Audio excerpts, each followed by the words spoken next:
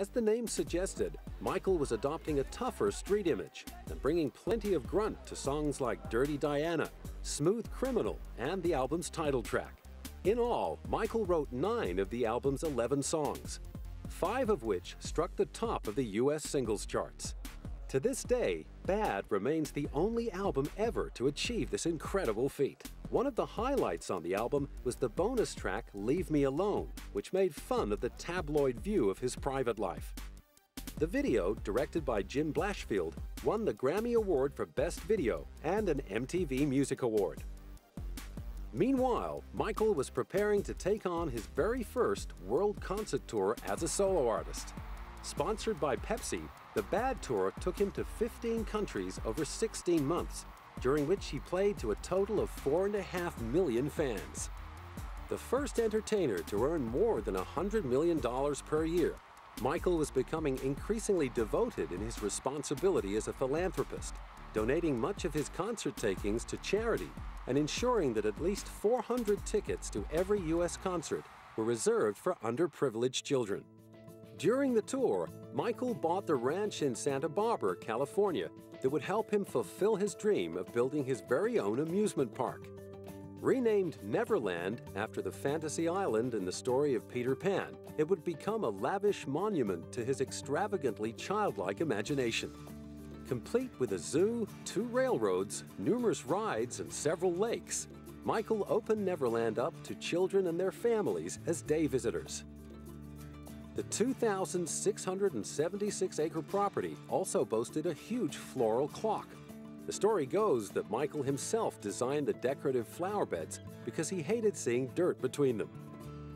Neverland would remain Michael's own personal fairground for the next 15 years, creating many happy memories for the friends and guests he entertained there until the police investigations of 2003.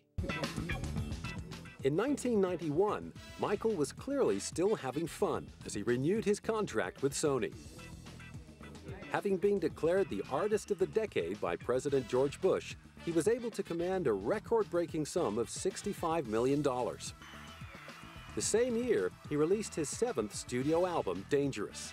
With Teddy Riley and Bill Bottrell on board as co-producers, it went straight to #1 on the Billboard charts and became his fastest-selling album ever in the U.S. Its lead single, Black or White, spent 7 consecutive weeks on top of the singles charts, proving that Michael was still the king of pop.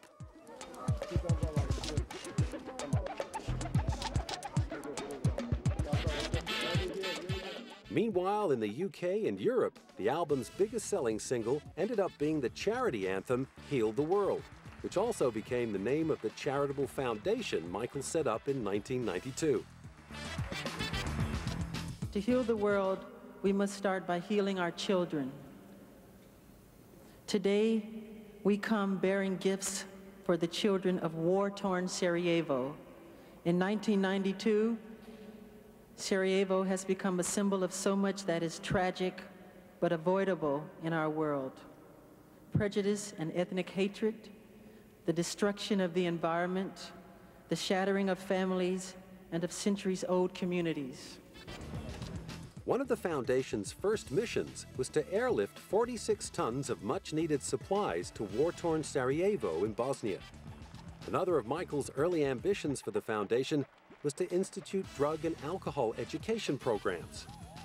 He was also one of the very first artists to draw attention to HIV/AIDS in the Third World by embarking on several high-profile visits to Africa, and ended up donating all the profits from the ticket sales of his sellout Dangerous tour to his foundation. But back at home, trouble was brewing. On August the 18th, 1993, as Michael prepared to start the 3rd leg of his tour, the Los Angeles Police Department began a criminal investigation into child abuse claims.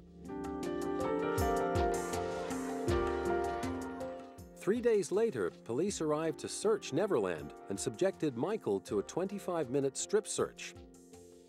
The media had a field day. I will say that I am particularly upset by the handling of this mass matter by the incredible, terrible mass media. At every opportunity, the media has dissected and manipulated these allegations to reach their own conclusions. I ask all of you to wait and hear the truth before you label or condemn me. Don't treat me like a criminal, because I am innocent. I have been forced to submit to a dehumanizing and humiliating examination by the Santa Barbara County Sheriff Department and the Los Angeles Police Department earlier this week. The warrant also directed me to cooperate in any examination of my body by their physician to determine the condition of my skin, including whether I have vitiligo or any other skin disorder. The warrant further stated that I had no right to refuse the examination or photographs, and if I failed to cooperate with them, they would introduce that refusal at any trial as an indication of my guilt. It was the most humiliating ordeal of my life.